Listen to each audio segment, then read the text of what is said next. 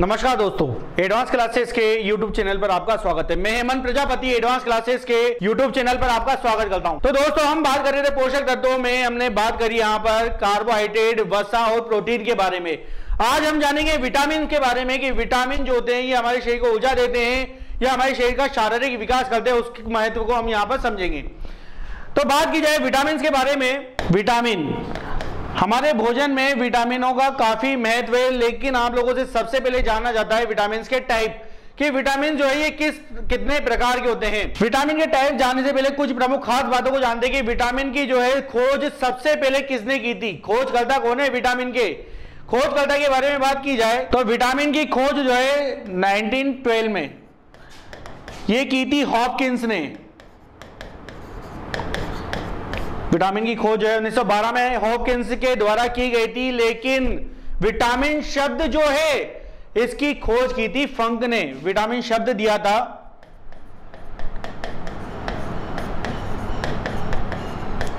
Vitamin शब्द जो है ये दिया था फंक ने। ये आपको ध्यान रखना है।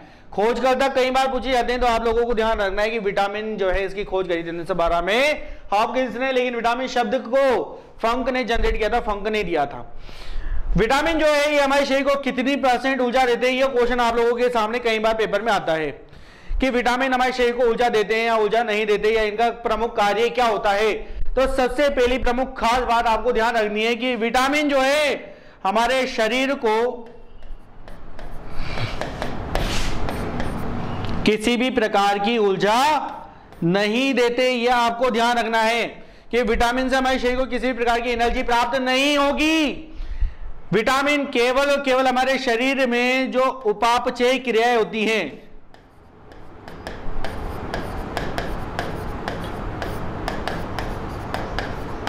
हमारे शरीर में जो उपापचय क्रियाएं होती है, इन क्रियाओं को नियंत्रित करने का कार्य होता है विटामिन का। इसके अलावा विटामिन में आप लोगों से जानना चाहते हैं कि जब भी हमारे भोजन को या पोषक तत्वों में भोजन को गर्म किया जाएगा तो गर्म करने पर क्या नष्ट होता है। और जैसा कि मैंने आपको पहले भी बता चुका हूं कि भोजन को अधिक दिनों तक सुरक्षित रखने पर उसमें से कार्बोहाइड्रेट समाप्त हो जाता है, जबकि यदि भोजन को गर्म कर दिया जाए तो क्या समाप्त होगा।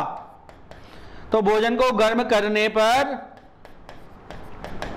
उसमें से हमेशा नष्ट हो जाते हैं विटामिन। तो भोजन को गर्म करेंगे तो विटामिन उसमें समाप्त हो जाते हैं। अब आगे बात की जाए कि विटामिन में कौन सा विटामिन है जो हमेशा एक क्वेश्चन को लेकर आप लोगों के सामने आता है कि मछली से हमें कौन सा विटामिन सबसे अच्छी मात्रा में प्राप्त होता है। जो फिश ऑयल है उससे कौन कौन से विटामिन प्राप्त होते हैं।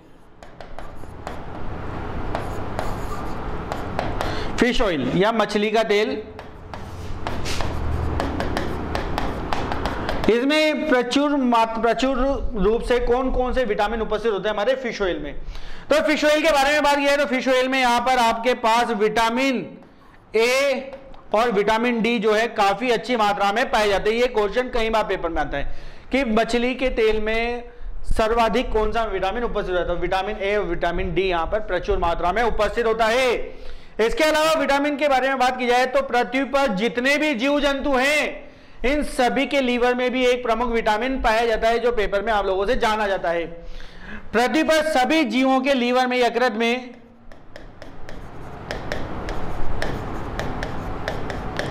जीवों के यकृत में कौन सा विटामिन स्टोर होता है। तो कभी भी ये क्वेश्चन आप लोगों के सामने आता है तो आप लोगों को ध्यान रखना है कि सभी जीवों के यकृत में हमेशा विटामिन ए स्टोर होता है। कौन सा विटामिन स्टोर होगा? हमेशा केवल और केवल विटामिन ए स्टोर होता है। अब यहां पर बात की जाएगी ऐसा कौन सा विटामिन है जिसका निर्माण हमारा यकृत करता है हमारे शरीर के लिए। तो हमारे शरीर के लिए एक विटामिन ऐसा भी है जिसका निर्माण हमारा लीवर करता है, यकृत करता है, विटामिन के। काफी इंपॉर्टेंट विटामिन की श्रेणी में आता है विटामिन के, जिसे फिलोक्विनोन के नाम से भी जाना जाता है। हमारा यकृत इस विटामिन का निर्माण करता है। और इस विटामिन के बारे में जाने तो यह विटामिन हमारे शरीर में कार्य करता है रक्त का थक्का जमाने का।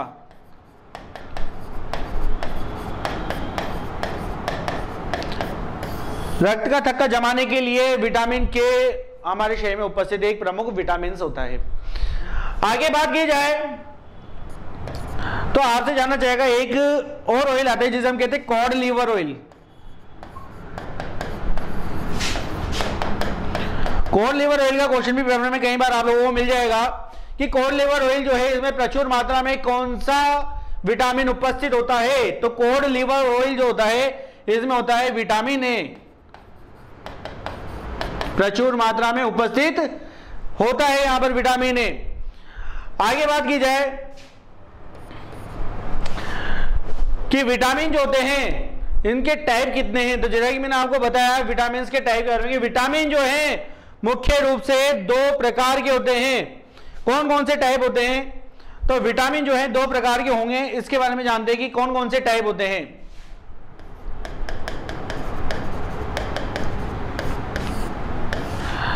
तो दो टाइप के विटामिन में सबसे पहला जो टाइप होता है विटामिन का, इसे हम कहते हैं जल में घुलनशील।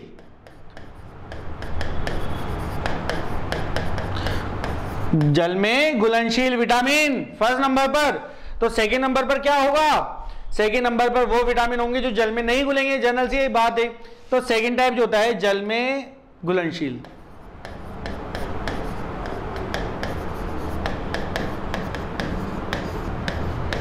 तो घुलनशीलता के आधार पर ही बात की है हमने यहां पर। तो जल में घुलनशील और ये यहां पर बात करते हैं जल में अघुलनशील के बारे में। तो यहां पर आपके पास विटामिन में दो टाइप हो गए, जल में घुलनशील और जल में अघुलनशील। ठीक है, तो सबसे पहले जान लेते हैं कि जल में घुलनशील विटामिन कौन कौन से होते हैं हमारे पास।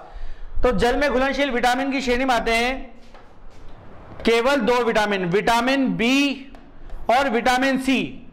ये दो विटामिन ऐसे हैं जो जल में आसानी से घुल जाते हैं। इसके अलावा जल में अघुलनशील विटामिन के बारे में बात की जाए तो जल में अघुलनशील विटामिन के अंतर्गत हमारे पास आते हैं जो इसके अलावा हमारे पास बच रहे हैं। तो यहां पर आते हैं हमारे पास ए, डी, ई और के।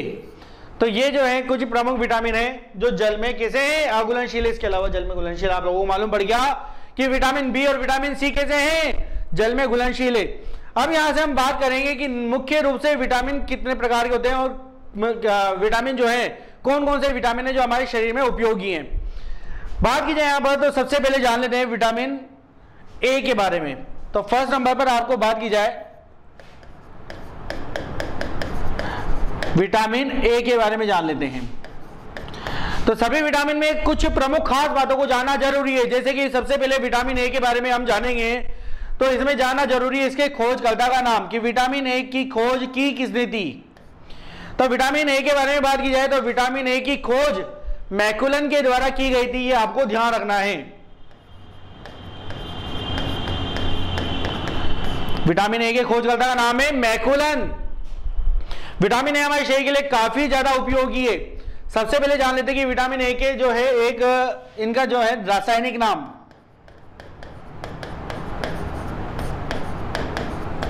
कि विटामिन ए को किस नाम से जाना जाता है। तो विटामिन ए को कहा जाता है रेटिनॉल। इसको किस नाम से जाना जाएगा, रेटिनॉल। कई बार क्या होता है बच्चों, यहां पर जानना जरूरी है, कई बार क्या होता है इन विटामिन का नाम विटामिन ए, बी, सी या डी इस प्रकार से ना आकर इनके रासायनिक नाम आते हैं, तो ये आपको याद रखना जरूरी है। तो विटामिन ए का जो रासायनिक नाम है उसे कहा जाता है रेटिनॉल। फिर आगे बात की जाए यहां पर कि विटामिन ए के सबसे अच्छे स्रोत क्या है, कौन कौन से सोर्स होते हैं विटामिन ए जिनसे हमें प्राप्त होगा, कौन कौन से भोज्य पदार्थों से प्राप्त होता है विटामिन ए। तो विटामिन ए के प्रमुख स्रोत में आते हैं हमारे पास गाजर, हरी सब्जियां,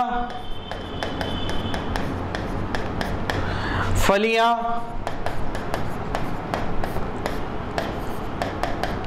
आदि।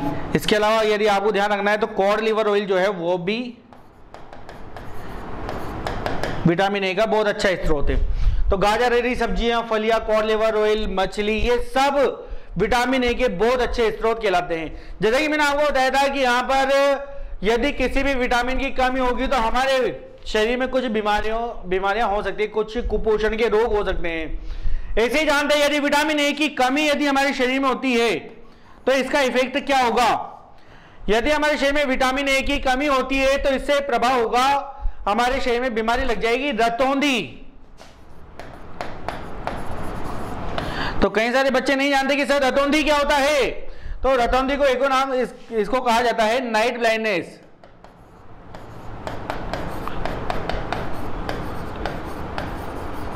तो रतौंधी को कहा जाता है नाइट ब्लाइंडनेस के नाम से भी जाना जाता है। इसमें क्या होता है, प्रभावित व्यक्ति को कम प्रकाश में जो है वस्तुएं स्पष्ट दिखाई नहीं देती।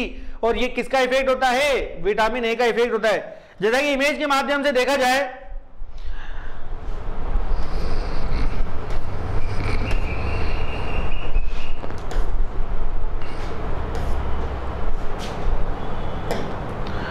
तो यहां पर आपको एक इमेज में बताया गया है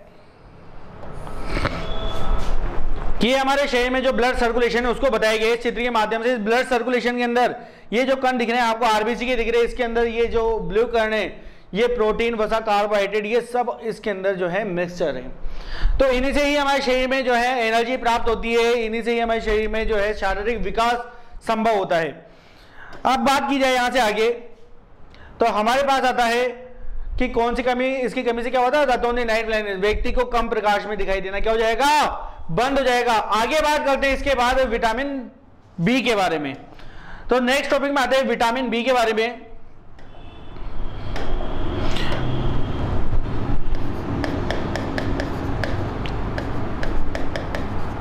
विटामिन बी जो है काफी ज्यादा इंपोर्टेंट विटामिन की श्रेणी में आता है। कारण यह है कि विटामिन बी को कहा जाता है vitamin B complex. B complex इसलिए कहा जाता है, इसे कहा जाता है बी कॉम्प्लेक्स, क्योंकि इसके अंदर कई सारे विटामिनों का समूह है। Vitamin B1, vitamin बी2, vitamin B3, vitamin B4, 5, इस प्रकार से विटामिन बी जो है विटामिन बी12 तक की श्रेणी में बना हुआ है। कई सारे विटामिन इसमें उपस्थित है, इसलिए इसे कहा जाता है विटामिन बी कॉम्प्लेक्स। तो विटामिन बी कॉम्प्लेक्स के कुछ प्रमुख विटामिनों के बारे में हम चर्चा करेंगे। जैसा कि जाने सबसे फर्स्ट नंबर पर हमारे पास रहता है विटामिन बी1।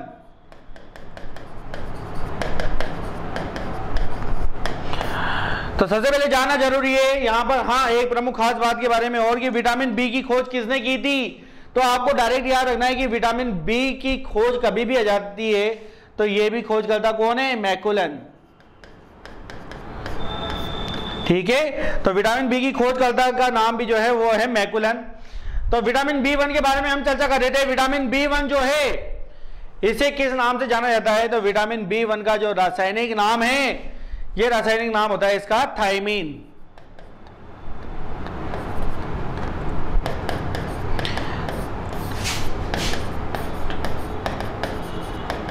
तो थायमीन के नाम से जो है विटामिन बी1 को जाना जाता है। आपको ध्यान रखना है, जानना जरूरी है कि विटामिन बी1 के जो है प्रमुख स्रोत कौन कौन से होते हैं। तो विटामिन बी1 के प्रमुख स्रोत सोर्स के बारे में बात की जाए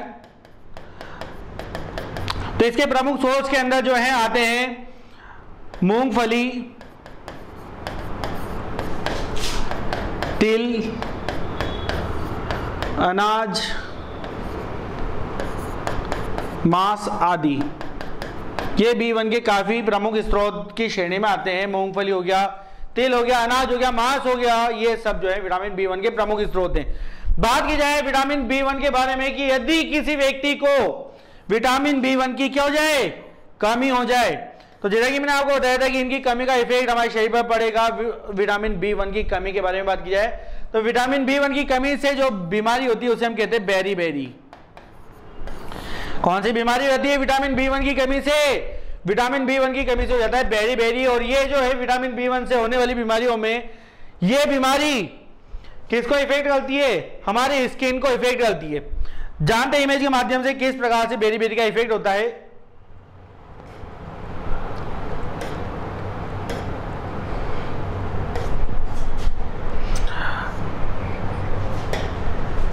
तो यहां पर जैसा कि आपको एक इमेज में बताया गया है कि बेरी का इफेक्ट किस प्रकार से हो रहा है। तो यहां पर आपको ये इस प्रकार से हैंड दिख रहे होंगे और इस पर ये लाल लाल डॉट्स जो आप लोगों को दिखाई दे रहे हैं ये बेरी को प्रेजेंट करे। इसके अंदर स्किन प्रॉब्लम हो जाती है। कई सारे बच्चे नहीं जान पाते कि सर बेरी क्या होता है। तो आपको ध्यान रखना है कि बेरी जो है स्किन डिसीज है एक प्रकार की। अब बात करते हैं यहां पर विटामिन बी1 के बाद आ जाते हैं बी कॉम्प्लेक्स के सेकेंड विटामिन पर और बात करते हैं B2 के बारे में। विटामिन B2 जो है ये भी काफी ज्यादा इंपॉर्टेंट विटामिन है। और विटामिन B2 के बारे में बात की जाएगी, विटामिन B2 का रासायनिक नाम क्या है? तो विटामिन B2 को कहा जाता है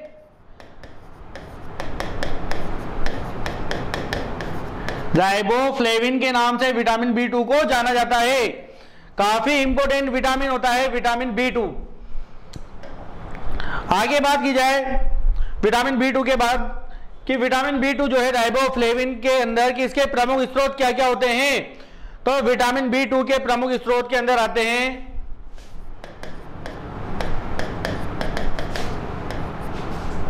वही मूंगफली, धुली दाल, आलू, ये इसके प्रमुख स्रोत में है। मूंगफली होगी, धुली दाल होगी, आलू होगी, ये इसके स्रोत में है। इसके अलावा बात की जाए कि यदि किसी व्यक्ति में विटामिन B2 की कमी होगी तो इसका क्या इफेक्ट होगा? तो यदि विटामिन B2 की कमी होती है किसी भी व्यक्ति में तो उसके जो है मुख में छाले पड़ जाते हैं, मुख में क्या हो जाएंगे? छाले, टॉन्सिल हो जाएंगे। इसके अलावा जो है उसका जो वजन है, शरीर का वजन, वो अचानक क्या हो जाएगा? कम हो जाएगा। यह आपको ध्यान रखना है। कमजोरी आ जाएगी शरीर में। जैसा कि इमेज के माध्यम से देखते हैं किस प्रकार से, तो यहां पर जो है विटामिन B2 की कमी को प्रेजेंट कर रहे हैं। देखो इस प्रकार से मुख में, जीभ में, होठों पर इस प्रकार से बड़े बड़े जो है छाले पड़ जाते हैं। तो विटामिन B2 जो है इसकी कमी होने पर हमारे जो है मुख में छाले पड़ जाते हैं, शरीर का वजन अचानक गिरने लग जाता है और इसमें क्या हो जाता है? कमजोरी आना स्टार्ट हो जाती है विटामिन B2 की कमी से। अब बात की जाए त्वचा भी इसमें जो है कई बार फट जाती है। बात की जाए विटामिन B3 के बारे में, तो विटामिन B3 जो है इसके बारे में बात की जाए तीसरे नंबर पर बी कॉम्प्लेक्स में,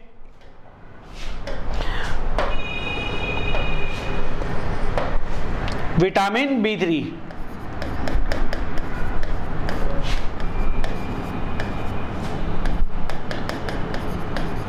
तो विटामिन B3 के बारे में बात की जाएगी। विटामिन B3 जो है इसे किस नाम से जाना जाता है?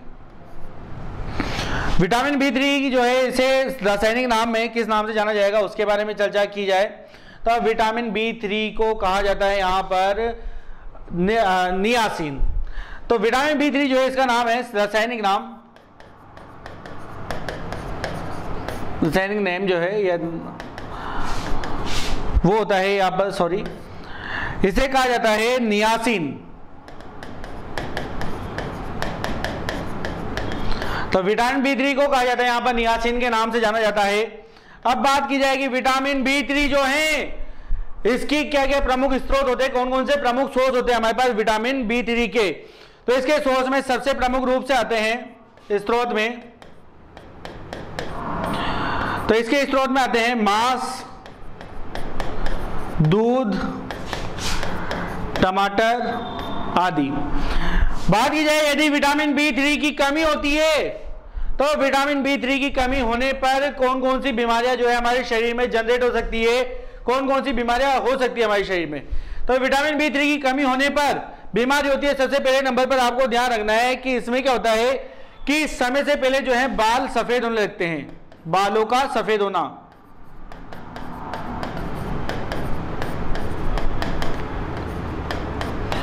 तो बाल जो है इसमें क्या होता है, कई बार आप लोगों ने देखा होगा जो छोटे छोटे बच्चे होते हैं उनके भी बाल समय से पहले क्या हो जाते हैं, व्हाइटनेस आ जाती है बालों के अंदर। तो बालों का सफेद होना विटामिन B3 की कमी को प्रेजेंट करता है, आप लोगों को ध्यान रखना है। बात की जाए इसके बाद कि इसके अलावा और कौन सा क्या प्रॉब्लम होती है विटामिन B3 की कमी से, तो विटामिन B3 की कमी से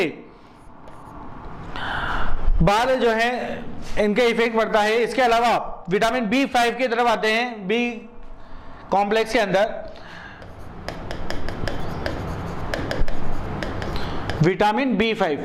तो यहां पर हम केवल विटामिन बी कॉम्प्लेक्स में उन्हीं विटामिन के बारे में बात करेंगे जो सबसे ज्यादा प्रमुख हैं और जो पेपर में आप लोगों से ज्यादा जाना जाता है। तो यहां पर विटामिन B5 के बारे में बात किया है तो विटामिन B5 का रासायनिक नाम सबसे पहले आप लोगों को जानना जरूरी है। विटामिन B5 को किस नाम से जाना जाता है, तो विटामिन B5 को कहा जाता है पेंटोथेनिक अम्ल।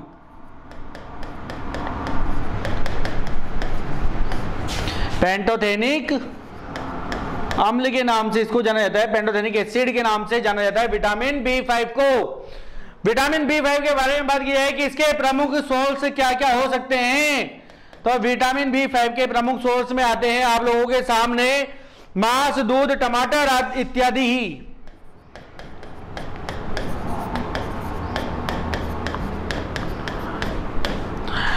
बात की जाए कि विटामिन B5 की यदि कमी होती है तो विटामिन B5 की कमी का क्या इफेक्ट होगा। विटामिन B5 की यदि कमी होती है तो हो सकता है पेलाग्रा। पेलाग्रा से नहीं समझते कई सारी बार हम लोग कि पेलाग्रा होता क्या है, तो इसके बारे में आपको बता देता हूं। पेलाग्रा जो है एक प्रकार का, इसे कहा जाता है सूखा दाद, मतलब व्यक्ति की जो स्किन होती है वो सूखने लग जाती है इसके बीमारी के अंतर्गत। जैसे कि बात की जाए तो पेलाग्रा को आप कह सकते हो सूखा दाद। इमेज के माध्यम से भी देख लेते हैं कि किस प्रकार से पेलाग्रा के इफेक्ट होते हैं हमारे सामने। तो यहां पर आप लोगों को बता देता हूं मैं इस प्रकार से।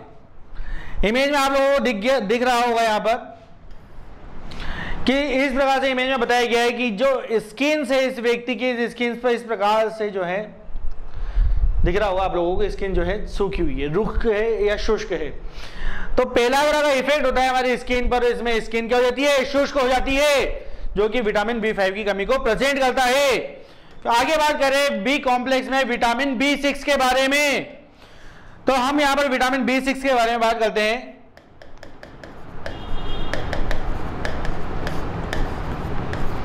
काफी ज्यादा इंपोर्टेंट विटामिन की श्रेणी में आता है विटामिन B6। विटामिन B6 को नाम दिया गया है पायरिडॉक्सिन।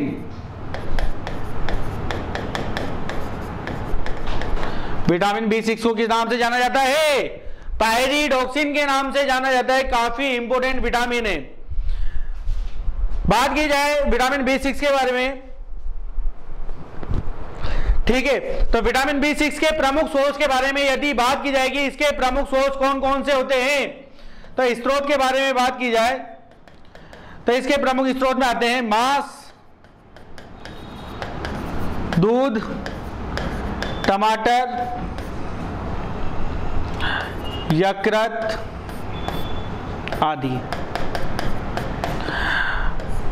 विटामिन B6 जो होता है यदि किसी व्यक्ति में इसकी कमी हो जाती है तो काफी इंपॉर्टेंट बीमारी होती है, जो कि आप लोगों को मैं ब्लड के टॉपिक में बता चुका हूं।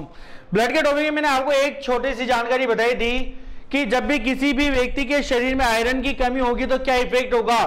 तो वहां पर आप लोगों ने जाना था कि सर यदि आयरन की कमी होती है तो इफेक्ट होता है एनीमिया। तो यहां पर यदि किसी व्यक्ति को विटामिन B6 की कमी होती है तो विटामिन B6 की कमी पर सबसे पहली बीमारी आपको याद रखना है कि क्या हो सकता है, एनीमिया हो सकता है। ठीक है, इसके अलावा यदि बात की जाए कि विटामिन B6 की कमी से और क्या हो सकता है, तो विटामिन B6 की कमी से एनीमिया के साथ हो सकता है स्किन प्रॉब्लम, त्वचा की बीमारियां भी हो सकती है।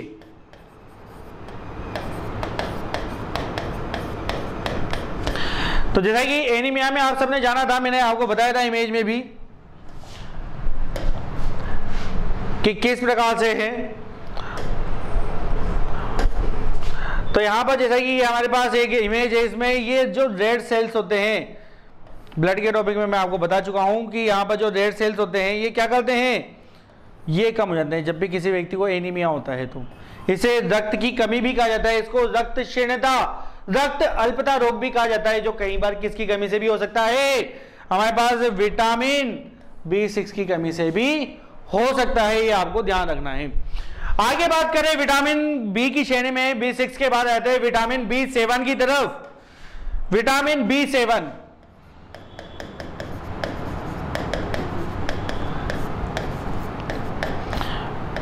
विटामिन B7 के बारे में बात किया तो विटामिन B7 का रासायनिक नाम होता है बायोटीन।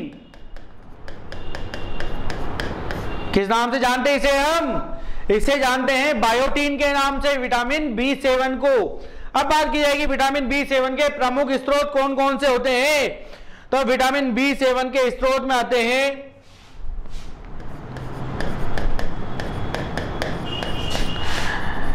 ईस्ट कवक,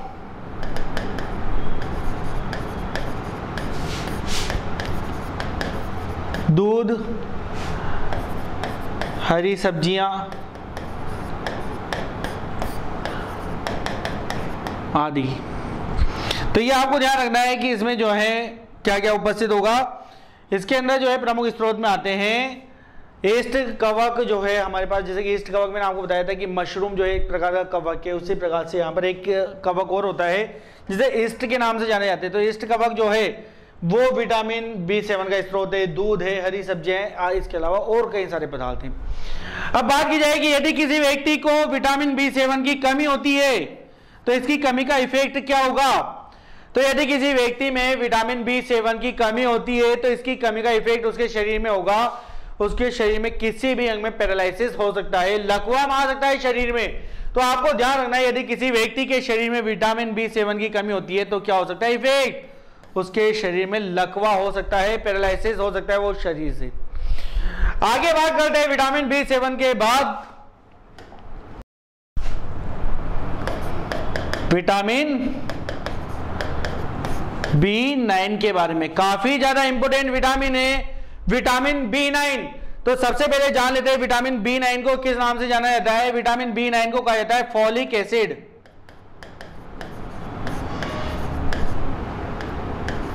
तो विटामिन B9 को कहा जाता है फॉलिक अम्ल के नाम से इसको जाना जाता है। विटामिन B9 के प्रमुख स्रोत के बारे में बात की जाए तो विटामिन B9 के प्रमुख स्रोत के अंदर आते हैं हरी सब्जियां,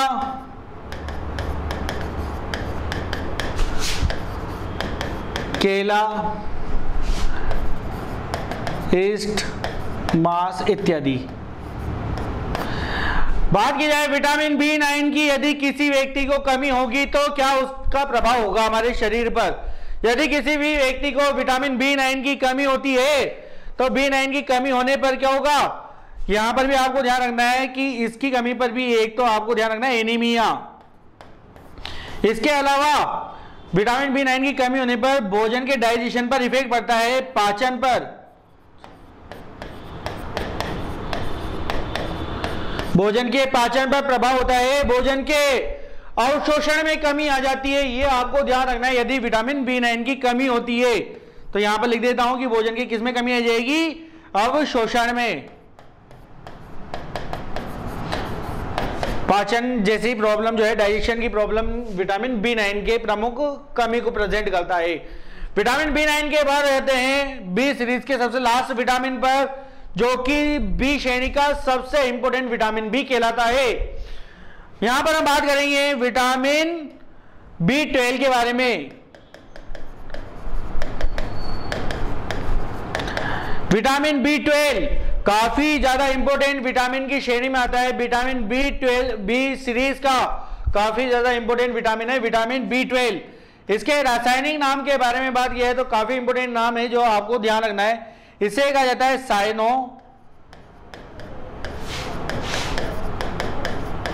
साइनोकोबालामीन के नाम से इसे जाना जाता है। ठीक है, अब ये विटामिन B श्रेणी का सबसे प्रमुख विटामिन क्यों बन जाता है, तो इसकी एक प्रमुख खास बात है। आप लोगों के पेपर में कई बार एक छोटा सा क्वेश्चन पूछा जाना जाता है पेपर में कि निम्न में से ऐसा कौन सा विटामिन है जिसमें कोबाल्ट धातु पाई जाती है। तो आप लोगों को ध्यान रखना है कि विटामिन B12 जो है इसमें कौन सी धातु, कोबाल्ट धातु जो है उपस्थित होती है, इसलिए यह प्रमुख विटामिन कहलाता है। बात की जाए कि विटामिन B12 के प्रमुख सोर्स कौन कौन से होते हैं, तो विटामिन B12 के सोर्स में भी आप लोगों को केवल इतना ध्यान रखना है कि इसके प्रमुख स्रोत में आते हैं मांस, दूध, अंडे आदि। अब बात यह है कि यदि विटामिन B12 की कमी होती है तो कौन सा रोग होता है। विटामिन B12 की यदि कमी होती है तो यहां पर भी आपको ध्यान रखना है, एक तो होता है anaemia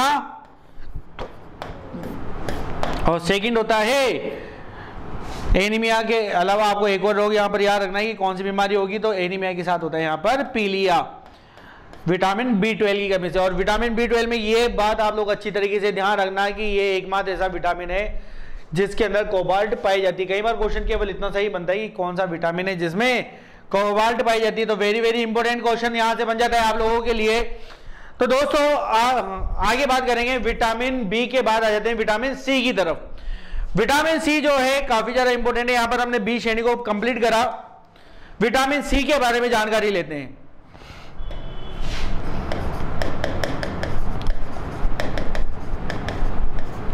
vitamin C, vitamin C का सबसे पहले हम जानेंगे एक रासायनिक नाम और सबसे पहले जानेंगे इसके खोजकर्ता के बारे में। विटामिन सी के खोजकर्ता के बारे में बात की जाए तो इनके खोजकर्ता का नाम जो है ये है हॉवकट। हॉवकट के नाम से आपको ध्यान रखना है। विटामिन सी के खोजकर्ता का नाम विटामिन सी जो कि सभी खट्टे फलों में पाया जाता है, काफी इंपॉर्टेंट विटामिन है। इसके सोर्स में केवल आपको ध्यान रखना है कि जो भी खट्टे फल होते हैं, कि जो भी खट्टे फल होते हैं उनमें प्रचुर मात्रा में, खट्टे फलों में जो है विटामिन सी प्रचुर मात्रा में पाया जाता है। बात की जाए किस प्रकार के खट्टे फलों में सबसे ज्यादा मात्रा में पाया जाएगा तो यह पाया जाता है आंवला, आंवला के अंदर। इसके अलावा यह पाया जाता है नींबू के अंदर, संतरा। तो इस प्रकार के जितने भी खट्टे फल होते हैं उन सभी में क्या होगा, विटामिन ए प्रचुर मात्रा में पाया जाएगा।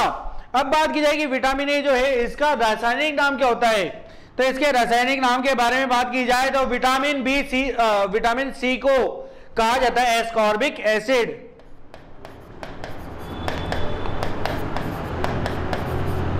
एस्कॉर्बिक अम्ल के नाम से इसको जाना जाता है विटामिन सी को। विटामिन सी की यदि किसी व्यक्ति को कमी होती है तो इसका क्या इफेक्ट होगा हमारे शरीर पर। यदि किसी व्यक्ति को विटामिन सी की कमी होती है तो कमी होने पर आपको ध्यान रखना है होता है स्कर्वी, जो कि प्रभावित करता है। स्कर्वी किसे प्रभावित करता है हमारे शरीर में, कई बार बच्चों को बता दिया जाता है केवल स्कर्वी होता है, बच्चे समझ नहीं पाते कि स्कर्वी कौन से पार्ट्स को प्रभावित करता है। आपको ध्यान रखना है ये प्रभावित करता है हमारे मसूड़ों को, हमारे गम्स को, ठीक है। अब जानते देखो इमेज के माध्यम से कि किस प्रकार से स्कर्वी का इफेक्ट होता है हमारे गम्स में या हमारे मसूड़ों में। तो यहां पर बताया गया है इसी प्रकार से हमारे जो मसूड़े होते हैं उनमें सूजन आ जाती है, होठों पर छाले पड़ जाते हैं, ये विटामिन सी के प्रमुख से बताया गया है। बात की जाए इसके अलावा कि विटामिन सी जो है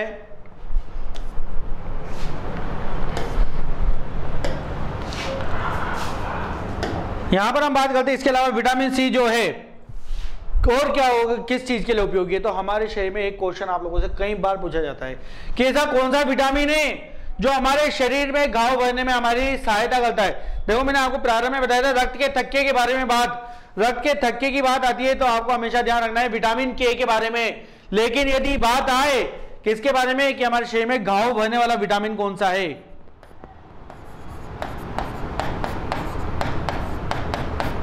कौन सा विटामिन, घाव भरने वाला विटामिन कौन सा है, तो आप लोगों को हमेशा क्या याद रखना है, विटामिन सी जो है ये हमारे शरीर में घाव भरने के लिए क्या करता है, मदद करता है, हमारी सहायता करता है। आगे बात की जाए विटामिन सी के बाद रहते हैं विटामिन डी की तरफ। तो विटामिन डी के बारे में बात की जाए यहां पर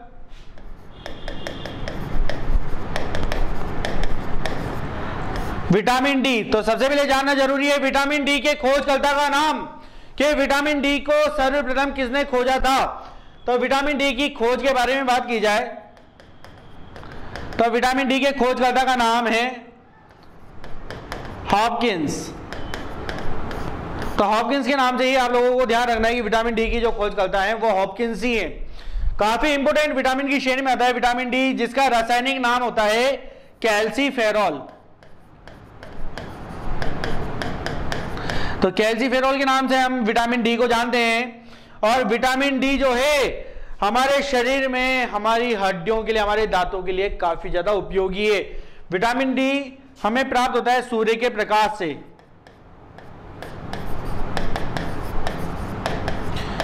प्रचुर मात्रा में प्राप्त होता है हमें सूर्य के प्रकाश से। इसके अलावा मछली के तेल से, फिश ऑयल से हमको विटामिन डी जो है प्रचुर मात्रा में प्राप्त होता है। ठीक है, तो ये आपको ध्यान रखना है। ये विटामिन डी जो होता है हमारी हड्डियां जो होती है उनकी ग्रोथ के लिए काफी ज्यादा इंपॉर्टेंट है। जैसा कि इमेज में भी देख लेते हैं हम कि किस प्रकार से सूर्य के प्रकाश से हमको विटामिन डी प्राप्त होता है। तो यहाँ पर आपको एक इमेज बताया गया है। इस इमेज के अंतर्गत देखो, सूर्य का प्रकाश जब भी हमारे शरीर पर पड़ता है, तो सूर्य का प्रकाश जब भी हमारे शरीर पर पड़ता है तो हमारे शरीर में हमारे लीवर के माध्यम से कुछ चेंजेस होते हैं, और हमारा लीवर क्या करता है, इस सूर्य के प्रकाश से हमको क्या जनरेट करके दे देता है, हमको जनरेट करके देता है विटामिन डी, जो कि हमारी हड्डियों, हमारी बोन्स के लिए काफी ज्यादा उपयोगी है। और यदि विटामिन डी की कमी हो जाए हमारे शरीर में तो उसका इफेक्ट भी क्या होगा, विटामिन डी की इसकी कमी का, यदि विटामिन डी की कमी होती है तो इस कमी को हम देखते हैं इस नेक्स्ट इमेज में। यदि किसी व्यक्ति के शरीर में विटामिन डी क्या हो जाए, इसकी कमी हो जाए तो इसका इफेक्ट भी क्या होगा, हमारी बोन्स पर ही पड़ेगा, हमारी हड्डियों पर ही पड़ेगा। इसकी कमी से जो होता है हमारी हड्डियों पर, उसको इमेज के माध्यम से देखते हैं हम किस प्रकार से हमारी हड्डियों में प्रॉब्लम्स आती है। तो यहाँ पर देखो आपको इमेज में बताया गया है कि यदि विटामिन डी की कमी होती है हमारे शरीर में तो यहाँ पर बीमारी होती है रिकेट्स। ठीक है, साधारण मनुष्य के जो आप लोगों को बताया गया है कि पैरों की हड्डियां इस प्रकार से स्ट्रेट होनी चाहिए, लेकिन यदि किसी व्यक्ति के अंदर विटामिन डी की कमी होती है तो उनकी जो बोन्स होती है इनमें क्या हो जाता है, बैंड आ जाता है। ठीक है, टेपर टाइप में हड्डियां हो जाती है। तो विटामिन डी की कमी जो है आप लोगों को केवल इस प्रकार से याद रखनी। यदि बात करते हैं बच्चों के बारे में, तो बच्चों में आप लोगों से जाना जाता है कि किस प्रकार की बीमारी होती है विटामिन डी की कमी से, तो आप लोगों को ध्यान रखना है कि होती है रिकेट्स, यदि बच्चों में आती है तो। लेकिन यदि आपसे जानना चाहे कि विटामिन डी की कमी यदि किसी वयस्क में हो जाए तब क्या इफेक्ट होगा, तो बच्चों में होता है तो इसे रिकेट्स के नाम से जाना जाता है। यदि वयस्क में बात की जाए तो वयस्क में इस बीमारी को कहा जाता है ऑस्टियोमलेशिया।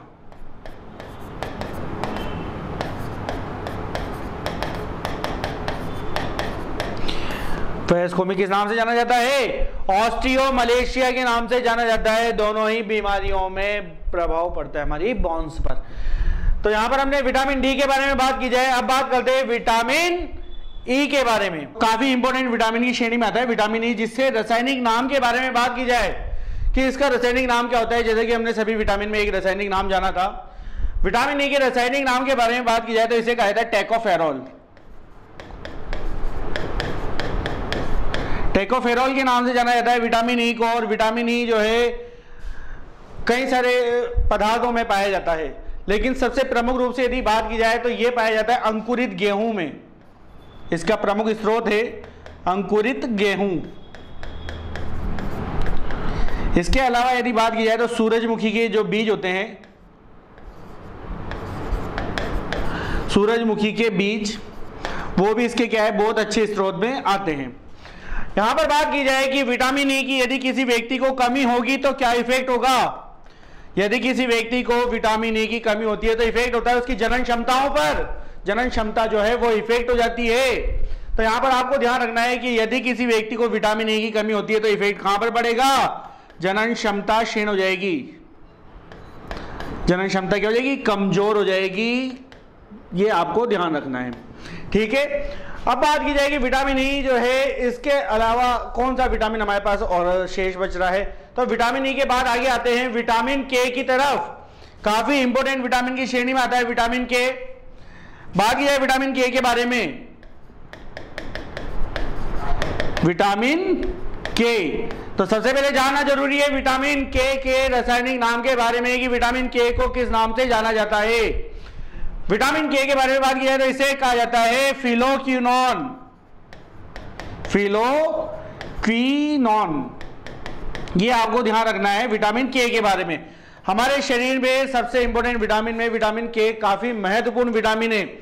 ये ऐसा विटामिन है जिसका निर्माण हमारा लीवर करता है, जो कि मैं आपको बता चुका हूं कि विटामिन के का निर्माण हमारा जो लीवर होता है वो भी करता है।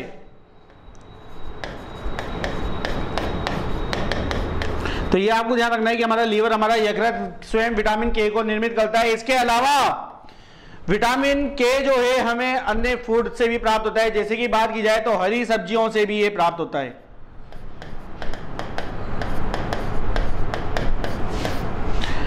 ये आपको ध्यान रखना है। इसके अलावा कि विटामिन के जो है ये हमारे शरीर में किस लिए उपयोगी है या इसकी कमी होने पर क्या इफेक्ट हो सकता है। तो सबसे पहले जानकारी ले लेते हैं कि विटामिन के जो है ये क्या कार्य करता है। विटामिन के हमेशा आपको ध्यान रखना है कि रक्त का थक्का जमाता है।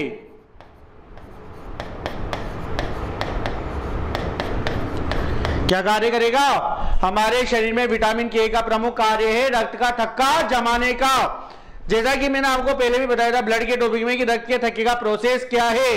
यदि किसी व्यक्ति को चोट लगती है तो चोट लगने पर क्या होता है, कुछ समय तक ब्लड निकलता है और उस पर यदि हम किसी प्रकार का ट्रीटमेंट करेंगे तो ब्लड क्या हो जाता है, वहां का वहीं जम जाएगा, रुक जाएगा। इस प्रोसेस को यहाँ पर रक्त का थक्का जमना कहा गया है।